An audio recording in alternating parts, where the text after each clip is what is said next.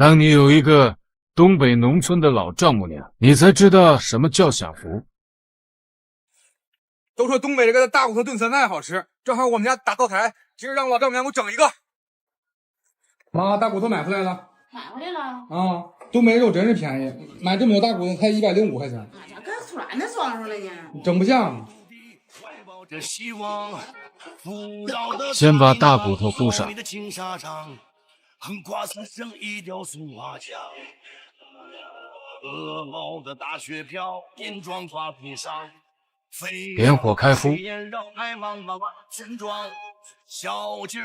筛点沙子，猪肉炖粉条，干酱热辣烧酒香。东北是我的家，我们是一家。开始和水。吉林黑龙江。唱的是二人转，跳的是大秧歌啊，同样。